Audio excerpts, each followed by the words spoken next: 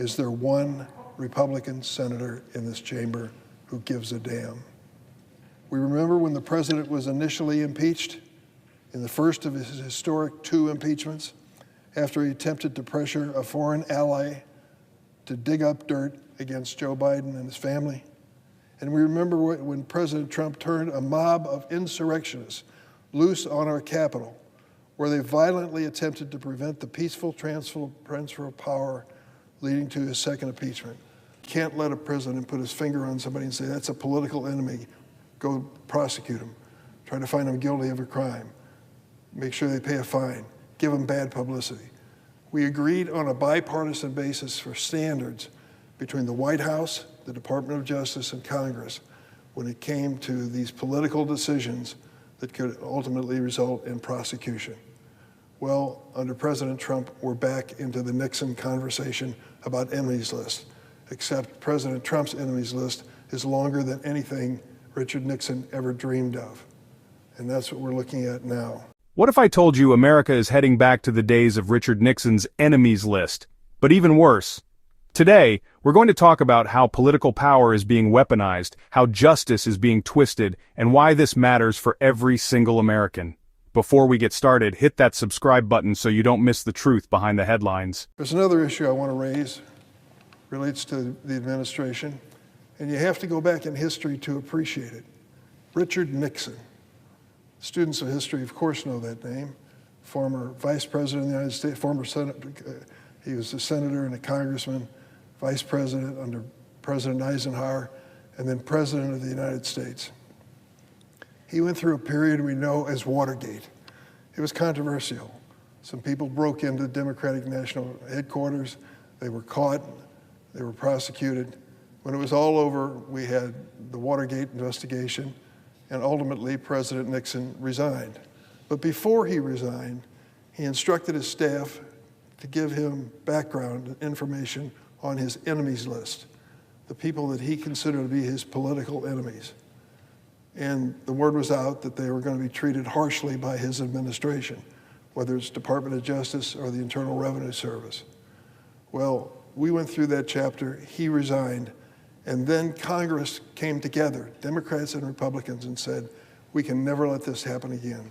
We can't let a president put his finger on somebody and say, that's a political enemy, go prosecute him. Try to find him guilty of a crime. Make sure they pay a fine. Give them bad publicity.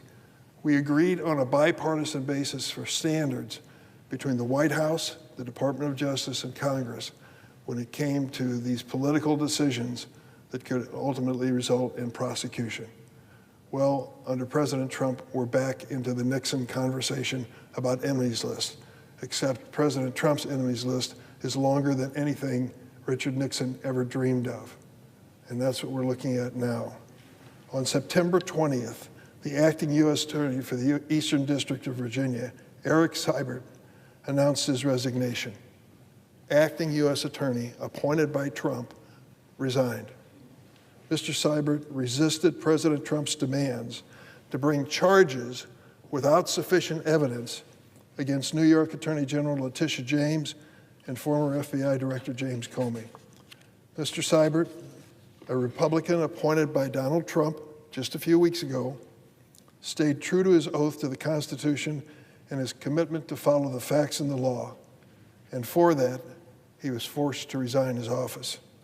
In his place, President Trump installed his personal attorney, an attorney with no experience as a prosecutor, never did it before, to indict James Comey in a politically motivated case considered by career prosecutors in that office too weak to bring charges. This indictment represents the latest step in President Trump's long crusade to weaponize the federal government against his perceived political enemies, a return to the days of Richard Nixon.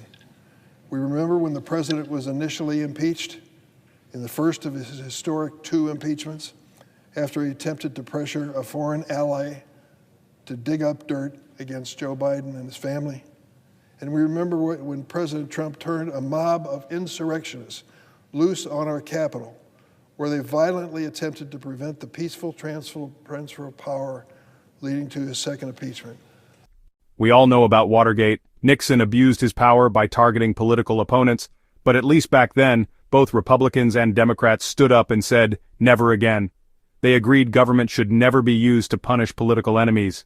Now here we are years later and the same playbook is back, only this time, the stakes are even higher. Under Donald Trump, the establishment and career politicians claim he's using government for revenge, but what's really happening is this. Trump is exposing just how broken and politicized our justice system already is. Take the case of acting U.S. Attorney Eric Cybert. He resigned because he refused to go along with bringing charges against Letitia James and James Comey. But here's the point the media won't tell you. Why were these names even in the conversation? Because both James and Comey have been knee-deep in partisan fights for years. Comey interfered in the 2016 election, weaponized the FBI, and spied on Trump's campaign. Letitia James campaigned on taking down Trump before she even investigated anything. That's not justice, that's politics. And when Trump pushes back, suddenly it's authoritarian? Yes, January 6th was chaotic. But here's the part no one in Washington wants to admit. Americans were angry because they believed the system failed them. Millions felt their voices weren't heard in the 2020 election. Instead of listening, the political class cracked down harder. Prosecutors went after Trump supporters with full force, while violent rioters in cities like Portland and Chicago often walked free. I will never forget that day as long as I live, January 6th. It has been my honor to serve in this chamber 29 years. I've seen a lot. I'm honored to represent a great state like Illinois, but I will never forget that moment when we were sitting here counting the Electoral College votes as to what the American people had decided on the next president. Vice President Pence was presiding. We were seated in our chairs. I noticed something unusual. Those two doors opened, and 4 or 5 people walked in up to the vice president and literally yanked him out of his chair and took him out the door. We knew there was a political demonstration outside, but all of a sudden it turned bad and scary and dangerous. The Capitol Police came in and announced to us seated in this chamber, stay in your desks. We're going to make this a safe chamber in the Capitol. Don't worry about those people demonstrating outside. They're not going to get close to the chamber. Just stay where you are. We looked at one another and thought, what's next? Well, what was next was 10 minutes later, the same policeman came in and said, leave immediately. Don't take anything with you, just get out of the chamber. It's too dangerous for you to stay here. And we all, Democrats and Republicans, filed out those doors. You know what happened next. The insurrectionists took over this building. It was one of the most embarrassing moments in the history of the United States Capitol building. Imagine, if you will, for a moment, if you heard the news that the House of Commons in Parliament had its door broken down and people raided the chamber. You'd say to yourself, what is going on in England, for goodness sakes? The House of Commons taken over by people in the street? That is exactly what happened here. And it happened on January 6th.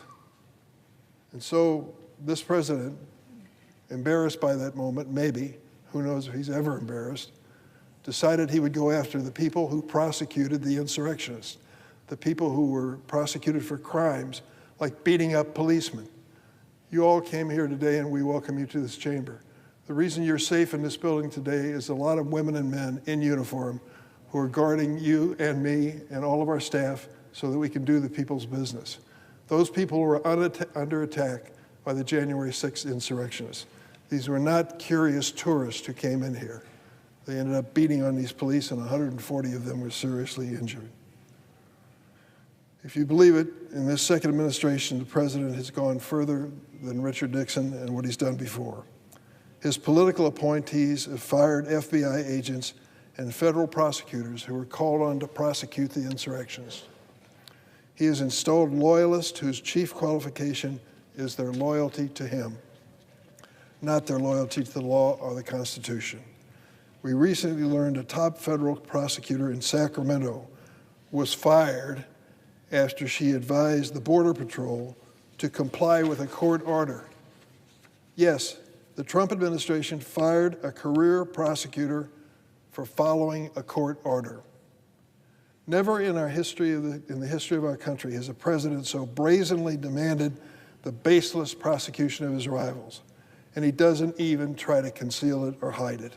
He glories in this constitutional outrage. In a social media post, President Trump issued a command to Attorney General Bondi, and I quote, "They impeached me twice and indicted me 5 times over nothing. Justice must be served now. We can't delay any longer." He's referring to the prosecution of James Comey. Imagine that, a sitting president commanding his attorney general to prosecute state and federal officials who simply tried to uphold the rule of law. That's exactly what this president is doing. What Richard Nixon was stopped from doing, he is doing. Since Watergate, Republican and Democratic presidents alike respect the independence of the Justice Department, recognizing that shielding it from the pull of politics was essential to safeguarding the rule of law. Under President Trump, those constitutional guardrails have been removed, destroyed. I want to be clear. What you're seeing from the Trump White House is not normal. This just isn't some inside the Beltway drama. If the president can turn the Department of Justice and the FBI into his own personal police force to target his political enemies, he can just as easily turn it against ordinary Americans. And the dam is already starting to break. The president sent active duty forces into Los Angeles earlier this year to put down protest of his administration's cruel immigration raids. He threatened to make war on the city of Chicago, which I'm honored to represent, by sending forces into that city as well as Memphis, Tennessee, and has now ordered the military to Portland with authorization to use, quote, full force in Portland, Oregon. The governor of Oregon, the mayor of Portland said what the president said about being at war and unlivable is just plain wrong, and yet he does it. It's a slippery slope into authoritarianism. Once DOJ and our military have been politicized, there are few guardrails left. So while today it's Letitia James and James Comey who are the targets, tomorrow it could be our fellow citizens who dare to even criticize the policies of the Trump regime. That is the risk we face and the danger that lies ahead in its perilous moment. That's why I've opened an investigation calling for answers from Attorney General Bondi, including making available several Trump-installed loyalists for questioning. The American people deserve to know if the chief law enforcement agency of the United States is following the Constitution or pursuing political revenge. Let me end this. During the Watergate scandal, President Nixon attempted to bend the Department of Justice to his will, to go after his enemies, conceal his administration's involvement in this unlawful conduct. When President Nixon did this, Democrats and Republicans on a bipartisan basis in Congress sounded the alarm together and defended the rule of law. On a bipartisan basis, we responded to Nixon. Those legislatures recognized the danger posed by a president attempting to wield power and benefit him personally. They knew it was unconstitutional, and they stood firm on a bipartisan basis in Congress. Where is that same courage today? It's time for the Republicans to join Democrats and step up and say enough is enough. This is not about political parties. It's about protecting our democracy from a would-be dictator intent on setting it all ablaze to achieve his personal aims. This is a code red alarm for the rule of law.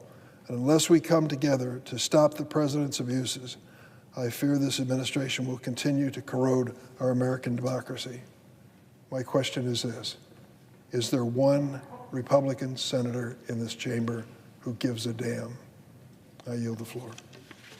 That double standard is what destroys trust in government. Trump didn't create that. He exposed it.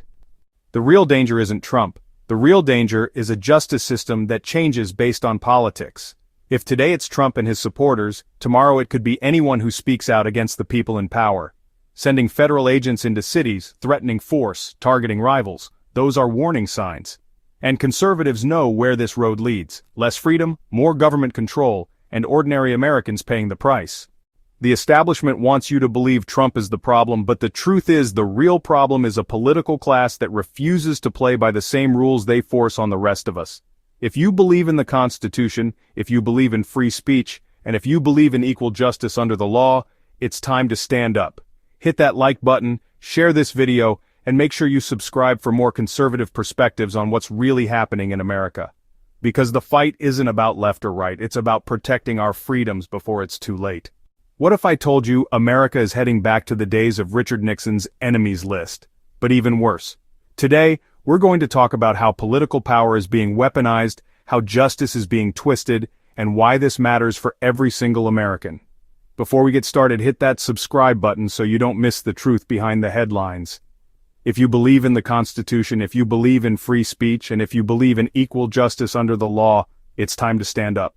Hit that like button, share this video, and make sure you subscribe for more conservative perspectives on what's really happening in America. Because the fight isn't about left or right, it's about protecting our freedoms before it's too late.